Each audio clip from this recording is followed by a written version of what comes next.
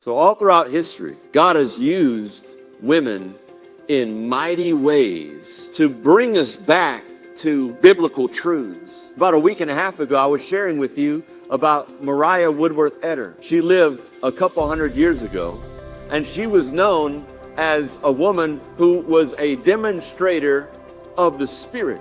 So a couple hundred years ago, wasn't really popular in American culture for a woman to preach.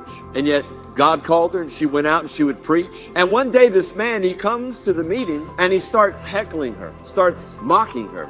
So finally she says, God's going to judge you. And he continued saying that there's no such thing as women preachers, and that everything that he was beholding was all fanaticism. So he continues on like this. So she stopped and she said, that's it, God's going to judge you. And the man went on. And then all of a sudden his tongue began to swell up and swell up and swell up. And he kind of freaked out. And he ran out of the tent, went back home.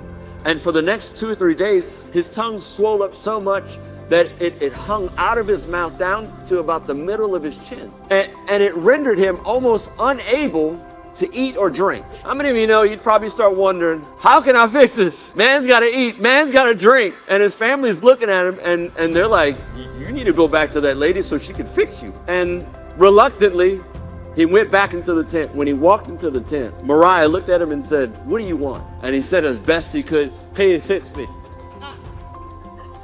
He fixed me. And she said, I'm not going to fix you unless you give your life to Jesus. And he's like, So she leads him in the sinner's prayer, and he's mumbling his way through it. And when they're done, and all of a sudden his tongue shrinks back to its normal size.